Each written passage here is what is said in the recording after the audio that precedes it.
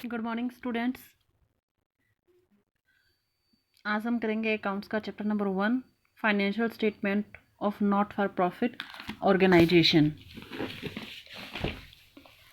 इस चैप्टर में पिछली क्लासेस में हमने पढ़ा था financial statement of profit organisation, यानी कि वित्तीय संस्थाओं की वित्तीय विवरण बनाना, यानी कि जो लाभ कमाने वाली संस्थाएं हैं। लेकिन इस चैप्टर में हम पढ़ेंगे लाभ न कमाने वाली संस्थाओं के फाइनेंशियल स्टेटमेंट। तो लाभ न कमाने वाली संस्थाओं का अर्थ क्या है, ये मैंने पहले आपको बताया था कि आपने खुद पढ़ना है इसे। आई होप कि आप लोगों ने इसे पढ़ लिया होगा। क्या होता है लाभ न कमाने वाली संस्थाओं का अर्थ? इसमें मेनली हमारी आती हैं वे संस्थाएं जिनका मुख्य उद्देश्य समाज की सेवा करना है, न कि लाभ कमाना, जैसे कि हॉस्पिटल्स, विद्यालय, खेल क्लब, या हमारे चैरिटेबल ट्रस्ट होती हैं, या नॉन गवर्नमेंट ऑर्गेनाइजेशन एनजीओ वगैरह होते हैं।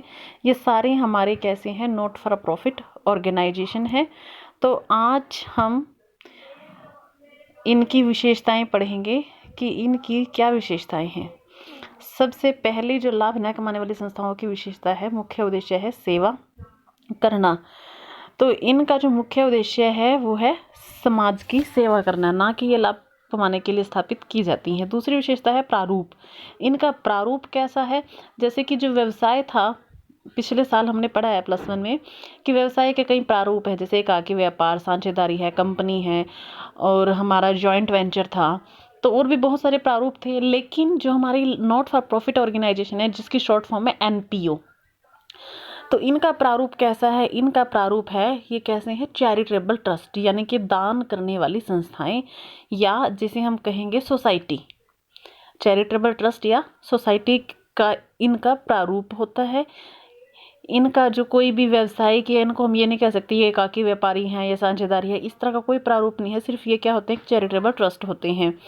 उसके बाद है पृथक अस्तित्व। जैसे हमारा कंपनी ऑर्गेनाइजेशन है, कंपनी के स्वामी और कंपनी दोनों अलग अलग है, ठीक इसी तरह से जो हमारे ये चैरिटेबल ट्रस्ट है या एनपीओ है, ये और इनके सदस्य दोनों पृथक पृथक होते हैं। यानी कि चैरिटेबल ट्रस्ट की जो संपत्ति है वो ट्रस्ट की ही संपत्ति है, सदस्यों की संपत्ति नहीं मानी जाती है।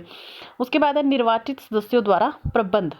अब इसका प्रबंध कौन करता है? तो इसके जो भी सदस्य होते हैं, जैसे कि हम सपोज करो कुछ व्यक्तियों के मन में विचार आता है कि भी हमारे शहर के जो अनाथ बच्चे हैं या जो गरीब बच्चे हैं, उनको पढ़ाने के लिए हम कोई स्कूल खोले जिसमें उनसे या तो फीस ली ही ना जाए, और या फीस ली जाए तो सिर्फ नाम मात्र की फीस ली जाए।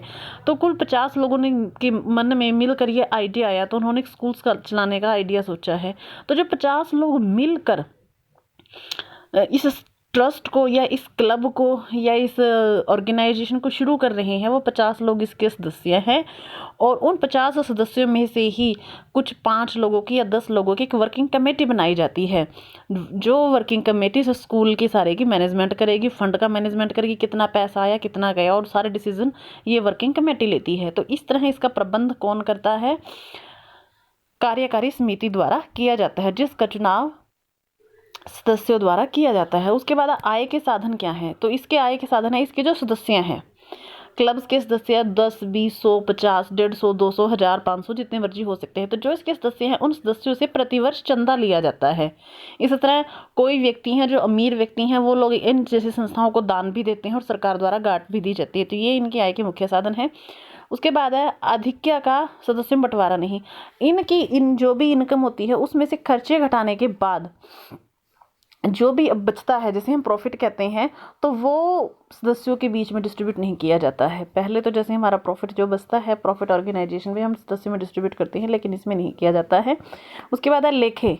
इन संस्थाओं द्वारा भी उचित रूप से खाते बनाए जाते हैं, जिससे कि कानूनी आवश्यकताओं को पूरा किया जाए। इनको भी बहुत सारे, क्योंकि ये जो ट्रस्ट बनते हैं इनका रजिस्ट्रेशन करवाया जाता है, तो इनको बहुत सारी लीगल फॉर्मेलिटीज़ पूरी करनी पड़ती है। अपने जो फाइनल अकाउंट्स हैं वो इनको शो करने पड़ते हैं कानून के सामने, या जो संस्थाएं हैं जो बनाए गए हैं उनके सामने दिखाने पड़ते हैं।